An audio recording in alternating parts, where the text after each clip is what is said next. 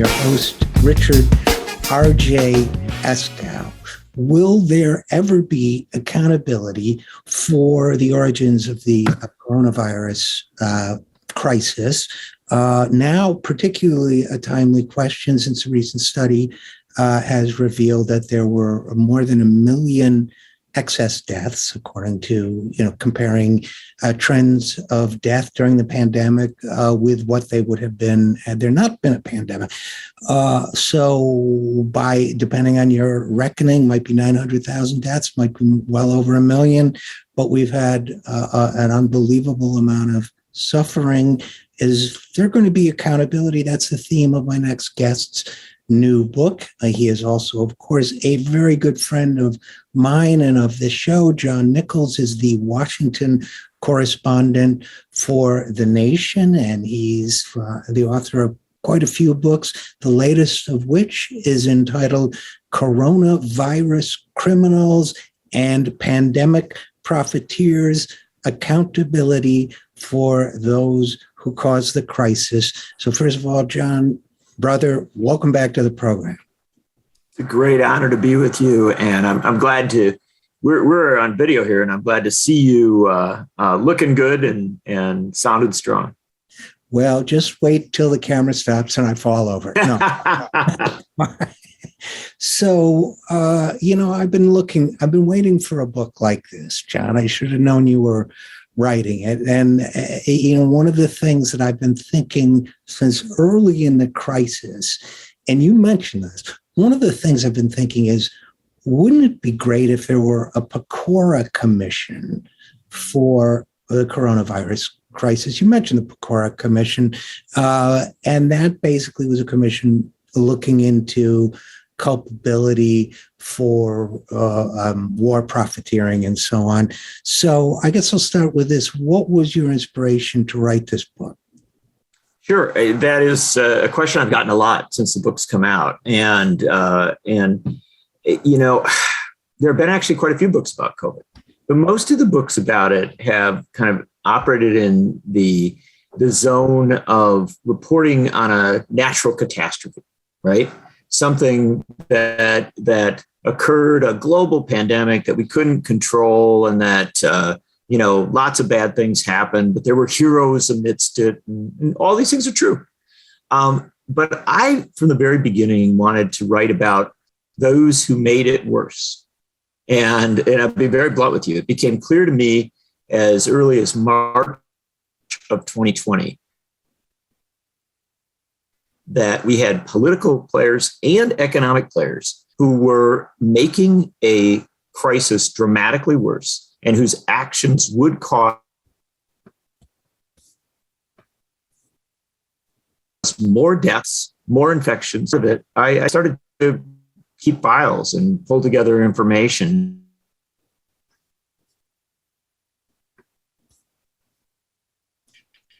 Because you couldn't keep ahead of it. But over time, what became absolutely clear is that our friend Naomi Klein was right when she wrote about a shock doctrine, when she said that in any terrible circumstance, disaster capitalists and their political allies will step in and take advantage of the crisis to the great harm for most people.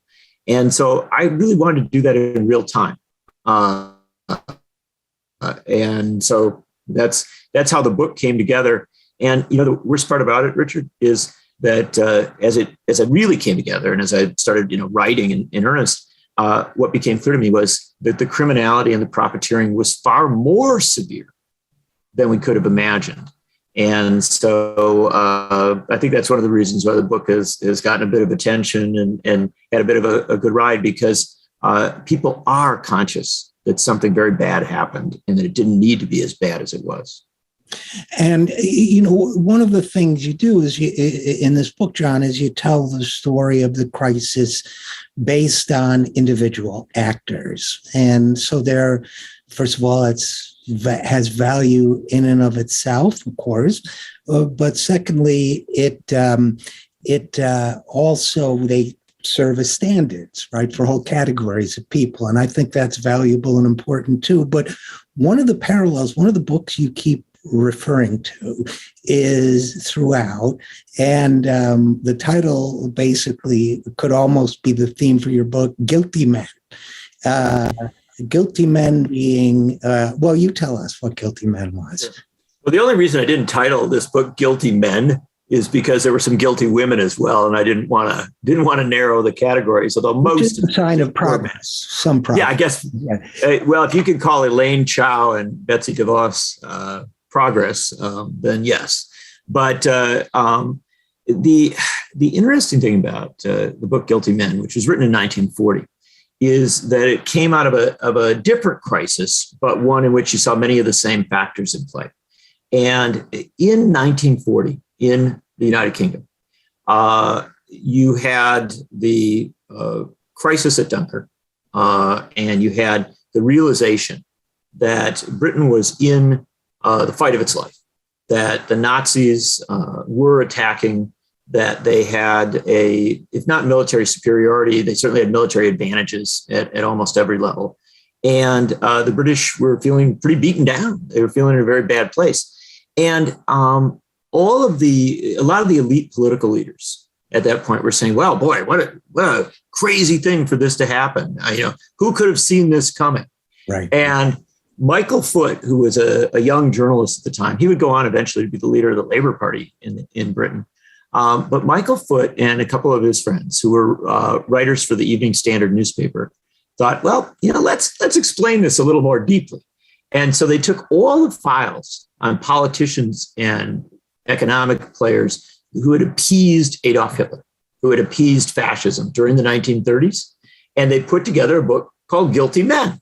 And they said very bluntly that our circumstance at this critical moment is far worse because these men did what they did at the time they did it. And we shouldn't let them kind of gloss over history.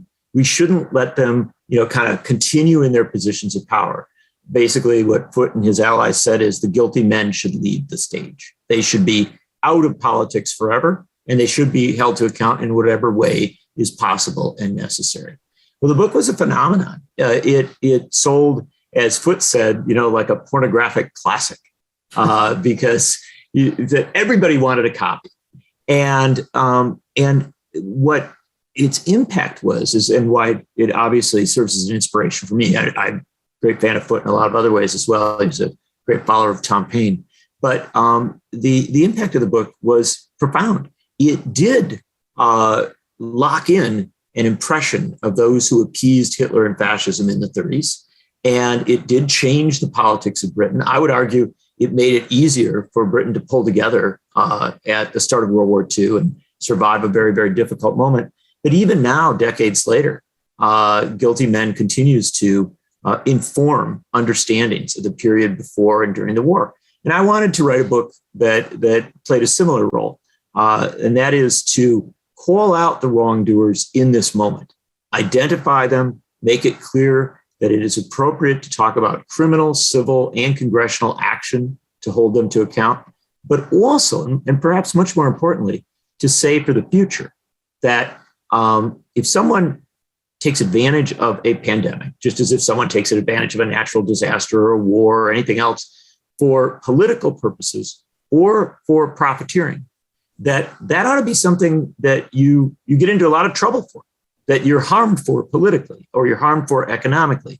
Because if we don't do that, if we don't have that accountability, then I promise you, Richard, sometime in the none too distant future, we'll be in another pandemic, or we'll be in a moment when climate change has overwhelmed us, or something else has hit a terrible point, and we'll have worse players in charge doing worse things. And John, that's so well said. And again, we're talking with John Nichols about his new book, Coronavirus Criminals and Pandemic Profiteers.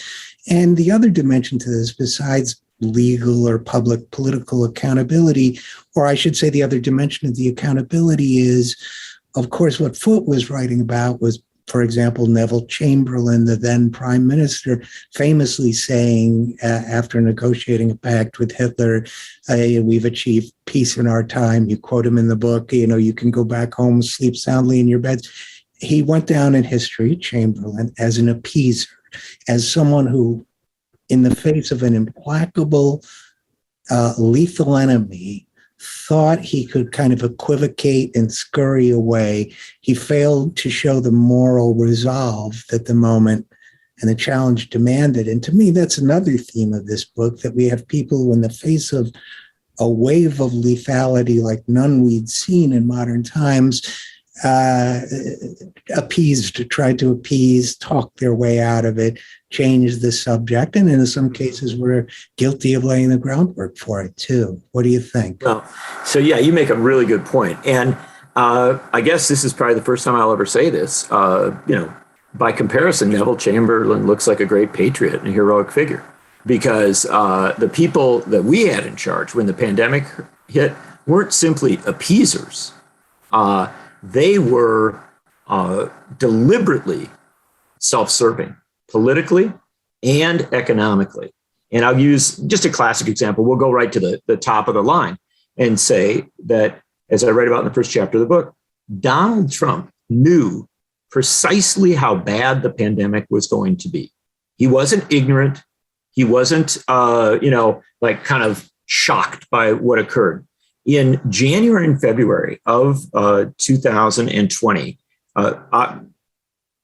key players in the White House pulled together files, major detailed reports on the potential death, the potential levels of infection, and the potential levels of economic instability and crises that would extend from that moment. And those files were sent straight to the Oval Office. There's no question. This is not a debatable point. And these were top figures in the White House that were doing this. And so Trump had that information. And yet, in the beginning of March into the middle of March, he downplayed the crisis. He suggested again and again, well, it's barely here. If it is, it's minor. He gave chaotic and incoherent information about it. And as he bragged to Bob Woodward, he deliberately lied about its severity and about the challenges that we would face. He lied to the American people about a pandemic. And why did he do it? Because he said he didn't want people to get overly excited or overly nervous about it or overly, frightened by it, because that might harm the economy. And why did he worry about the economy? Not for the good of the American people, but because his political advisors told him, and he himself believed, that if he didn't have a strong economy, he couldn't get reelected. And so we know that Donald Trump lied to the American people for specific political purposes in the midst of a deadly pandemic. That's an example of something, to my mind, that is far worse than appeasement. That is, although appeasement's bad, but what we're really talking about there is using a position of power to lull the American people into a sense that they're safe or that they're not faced by that big a challenge, when in fact it was quite the opposite. And, with all we know, John Nichols, about the moral depravity of Donald Trump, which has so many facets to it that it's just, almost impossible to keep mental track of them. This may be one of his worst, if not his worst. It is his worst. Yeah, a million lives. Just understand. We're not just talking about lying. We're talking about a million deaths. In many ways, some people would have died anyway, of course, but, hundreds of thousands of deaths caused in significant part by the selfish actions of one individual. Is that fair? It's a little fair. It's fair enough as a beginning point, but we don't stop there because, as I say in the book, Trump is just, one of many players. And I think that's important to understand. But Trump did set the standard.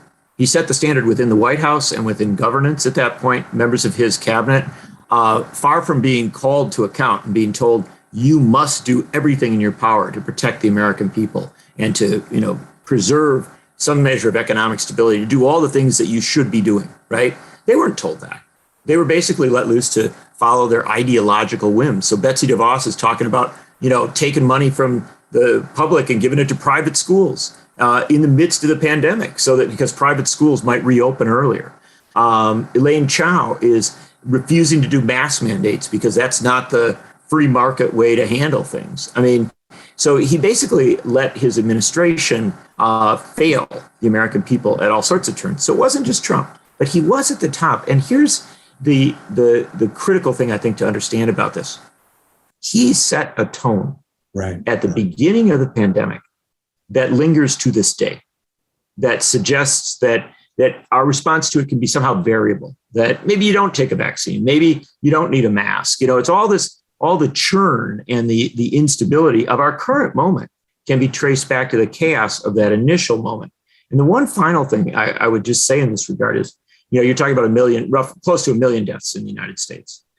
That's a big deal because it's so much higher than in other countries. But an equally big deal is the data that we have from the Lancet, the British Medical Journal, which I write about in the book. And they determined a year into the pandemic that 40% of the deaths in the United States at that point were unnecessary. Right. That compared to other countries, 40% of the 400, 500,000 people who had died didn't have to die. Now think about that, Richard. We're getting into the hundreds of thousands of people in the first year of this pandemic who did not need to die, the millions that did not need to get sick, the tens of millions that did not need to suffer the level of economic disparity and dislocation that they did. That's a massive impact on humanity. And if we don't hold the political players who made that a reality to account, then we're failing not just ourselves, but we're failing the future.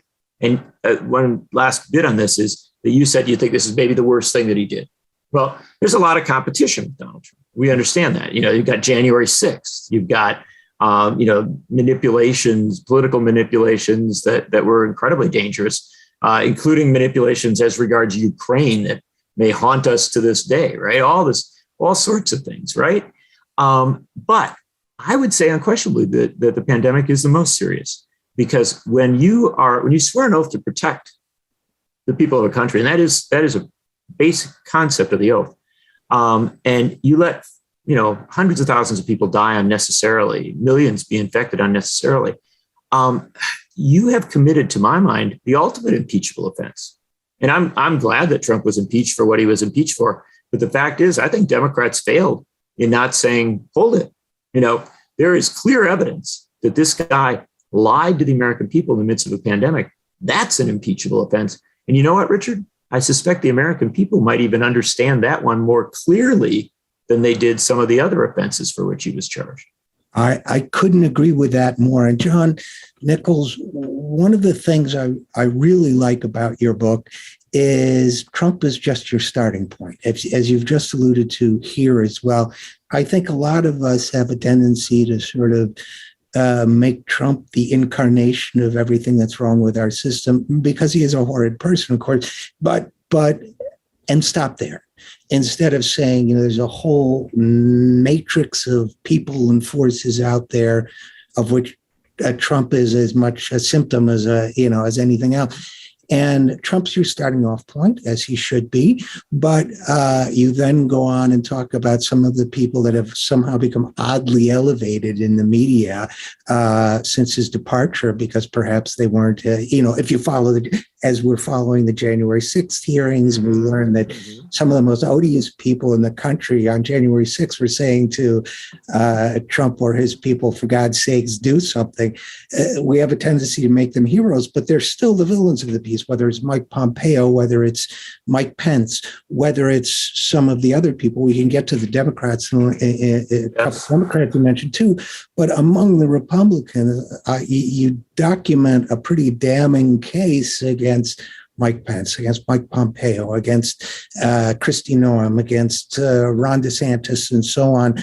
So really, I feel like Joseph Welch here. Is there not one honest person in this crowd of Republicans? We'll get to the Democrats, but is there not one honest person here who'll say enough is enough? And it feels as if there were none. Well, that's the weird part about it. Trump is such a damaged human being, right? Such a mess of a person that it became very clear early on in his administration that he couldn't surround himself with people who would question him, who would bring ideas and bring information and kind of make the circumstance better. And so there were yes men and yes women all around him. And when he set the tone, by and large, they followed through. But there's an interesting twist on this, and I figured it out in doing a couple of the chapters. One, again, I make this point early on. Peter Navarro, who's turned out to be a really bad player, currently, but early on, Peter Navarro was the guy sounding the alarm in the White House about the pandemic. He was the one who wrote the report that detailed, just how bad this could be, and so there were, they weren't heroes, but there were people who were basically doing their job. And fascinatingly enough, as the pandemic hit, one of the most bizarre moments of the whole thing came when a group of White House aides, Republicans in Congress, and pollsters said to Trump, "Look, you should issue a national mandate, a national mask mandate, right?" And you say, "Well, that's pretty good, right? That would actually save hundreds of thousands of lives. It could be a huge, huge factor." Unions were begging for this. Sane people were begging for it all over the place. Well, that got into the White House, and there actually was a discussion. They brought Trump's pollster in, who said, "Look, if you order this, it'll be popular even with Republicans." And so, Trump was definitely loosening up on it. And then one of the great, villains of the book, in fact, a real standout villain, Mark Meadows, stopped him. Literally said, no, this is against our brand. This isn't, we've got to be about freedom. And, Stephen Miller backed him up on that. And they talked Trump down from doing the public health mandates that even Trump was considering doing at a critical point early in the pandemic. And so what we find is, you ask, is there any decent person here? Obviously, there were a couple of people who at least recognized the severity of it. But the tragedy is there were people who were worse than Trump in positions of power. And by the way, I had mentioned Joseph Welch, the attorney in the McCarthy hearings. I should have said Diogenes, who was on his one honest Republican. But no, that is fascinating and important to know. It kind of reinforces. It's significant, John, because it reinforces the idea that Trump was this amorphous, deformed, blob. You mentioned at one point in the book, he thought about taking this on as a war, and you maybe made one or two comments along those lines, which of course would have been a lot better metaphor for all of this. And John Maynard Keynes wrote a piece, How to Pay for the War, during World War II. So we could have really explored alternatives. But your point is an important one, because these, in the context of COVID, worse individuals like Mark Meadows are representative of the ideology of the party. And that, to me, I think is really important for people to understand. That we learned in 2008 that ideology is financially catastrophic. We're learning now that it's lethally catastrophic as well, right? Absolutely true. And again in the book, I found places where ideology made the circumstance dramatically worse. A classic example is Pompeo as Secretary of State. And it's pretty fair to say that you couldn't have had a worse Secretary of State in a moment of a global pandemic than Mike Pompeo.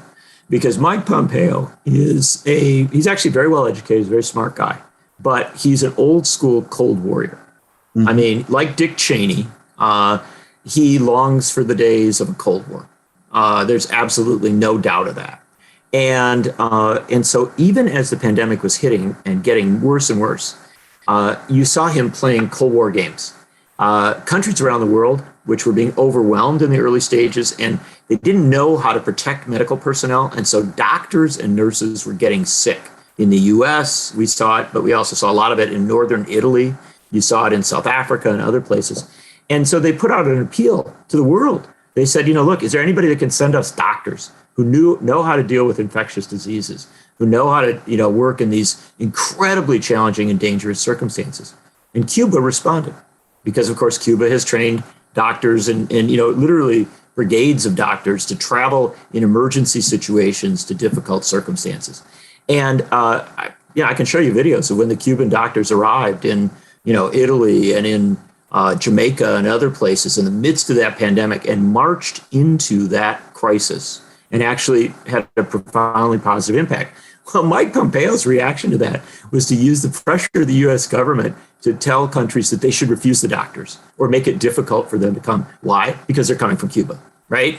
And you can disagree with Cuba, right? You say, oh, I don't like what they do here. I don't like what they do there. But there's general acceptance that their doctors are really talented.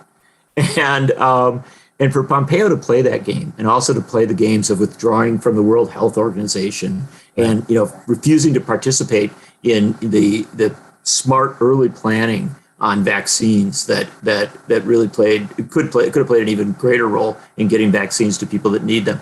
Again and again and again, Mike Pompeo played ideological politics with the pandemic, and there is no question that caused trauma in the United States, made it difficult for the United States to be a leader as regards fighting the pandemic, but it caused unquestionably more death and pain in countries around the world. John Nichols' new book is Coronavirus Criminals and Pandemic Profiteers. And John, I don't want to let the Democrats in the picture get away clean, as well, especially the two that you cite are two of my and many other people's longstanding bêtes noir. One is Rahm Emanuel, who many of us have been openly critical of for quite a while. The other, though, I want to start with the other because there was a period during the coronavirus crisis when all of my Democratic friends were just infatuated with Andrew Cuomo, and because he's such a good TV performer, which he is, and his press conferences seem so reassuring. I felt like Kevin McCarthy in Invasion of the Body Snatchers, saying, he's not what you think. He's he's great. But Andrew Cuomo, he's gotten his comeuppance, one might say. But tell us a little bit about Andrew Cuomo and COVID. Well, you set it up very well, Richard, because, of course, Andrew Cuomo early on was the hero, right? I mean, it was Trump literally lying. And also, even when he wasn't lying, being so chaotic, so unorganized, so conflicting in his messages that people were despairing. And then here was Andrew Cuomo doing a daily press conference where he went through stats, he went through data, he explained things.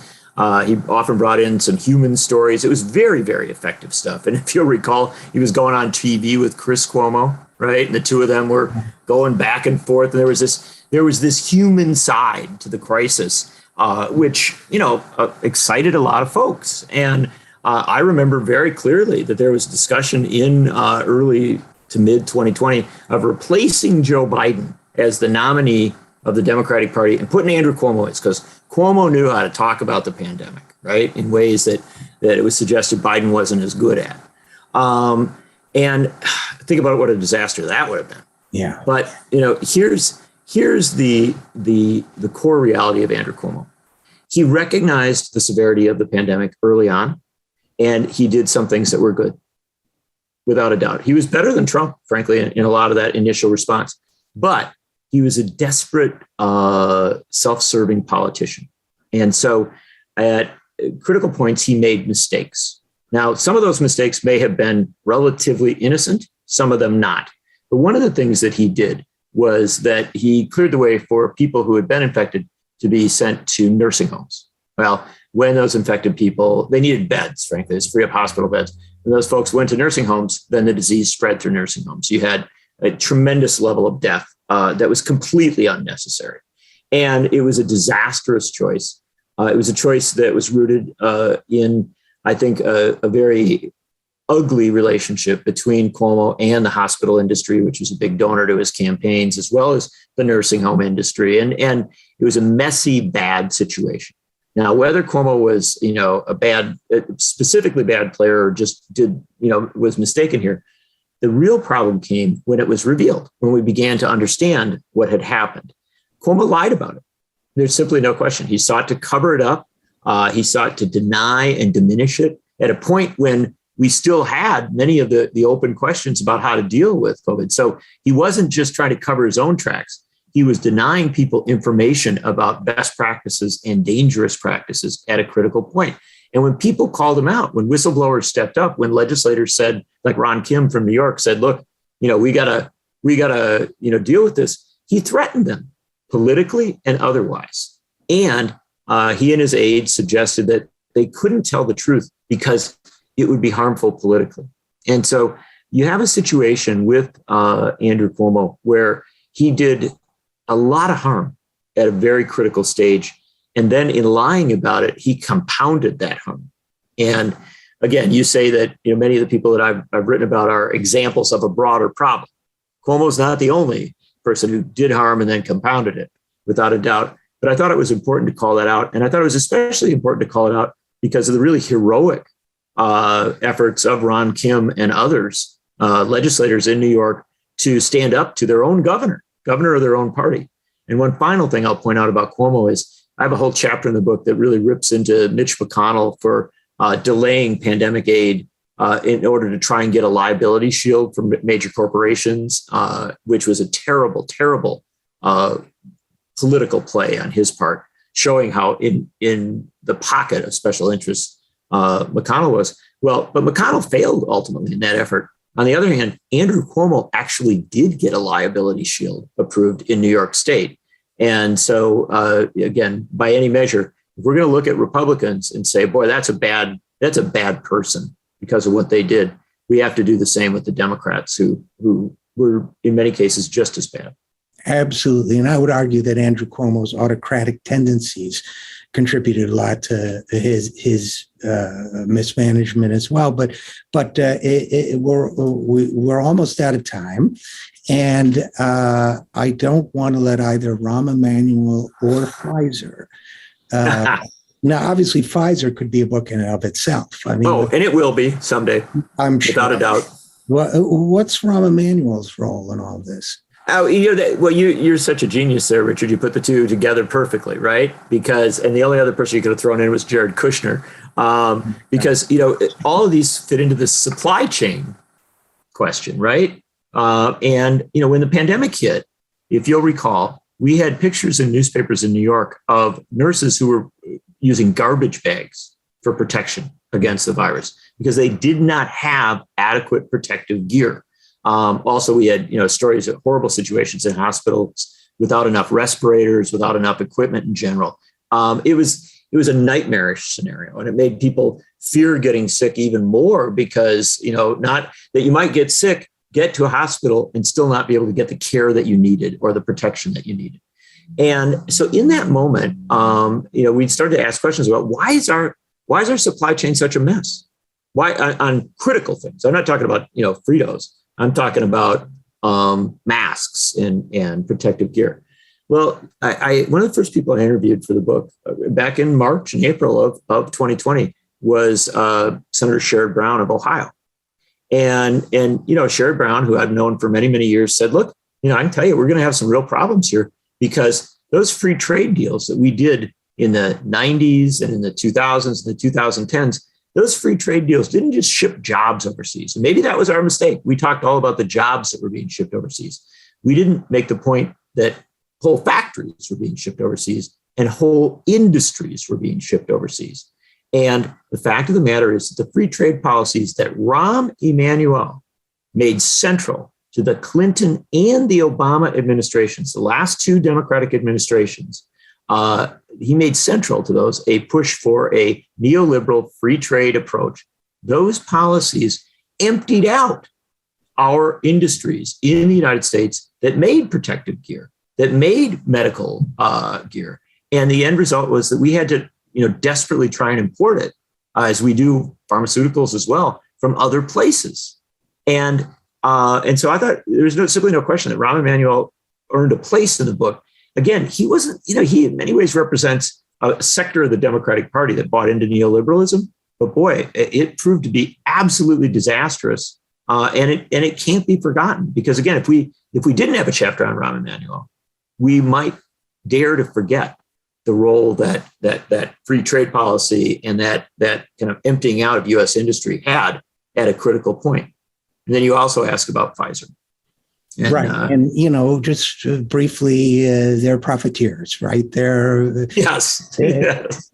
ripping off for something they know that the public needs, which is the pharma industry in a nutshell. Yeah, we could actually leave it at there, but I'll give you a couple of stats just so we can put them in the mix. And I write about this a lot in the book. Pfizer, I singled out because they tried to opt out of some of the limits on profiteering. They're the all-in profiteers. It's the best way to understand them. They also made a vaccine that had to be, refrigerated at extreme levels and things like that. There was a lot of stuff about how Pfizer handled it that was troublesome. But that didn't matter, right? They got all the benefits of government research and of global research on this. They created a vaccine. They rushed it to the market. They got the advanced contracts and continuing contracts that were incredibly lucrative to them, to the point where they recently announced that in 2021, their profits or their revenues doubled. Wow. Think of a company that doubled its revenues in 1 year, right? And of that doubling of revenues, $20 billion of it was based on the vaccine. Now, here's the interesting thing about it. They think they're going to have an even greater increase of revenues in 2022. I mean, this is just a cash cow. It's unbelievable. And Oxfam estimates that Pfizer is making $1 million in profit every hour of every day off these vaccines, right? And yet they refuse to share them with the most vulnerable people in the world. They refuse to share the technology and the recipes with the most vulnerable people in the world. I mean, this is just profiteering at the most extreme level. And I always remind people that during World War II, Franklin Roosevelt said, and in fact, it applied this standard, that a company that made more money than it was making before the war would be taxed at a 90% rate, right? So right. What you made above what you were making before the war, if you're a successful company, you're still going to be, you can make what you made. This isn't trying to shut a company down. It's just to say, we're not going to allow you to profiteer at exponential levels. We're not going to allow you to double your revenues. We're not going to allow you to make an extra 20 billion, right, here or there. And it is astounding to me. It's also one of the reasons I wrote the book, that we don't have more people saying right now that we need to apply those standards, those very American standards that say, in a crisis situation, whether you're a corporation or a billionaire, you don't get to double your wealth. You don't get to become exponentially richer because you happen to be in a position where you can take advantage of it. If we ask shared sacrifice of nurses and bus drivers and factory workers, then we ought to ask shared sacrifice of pharmaceutical company CEOs and billionaires.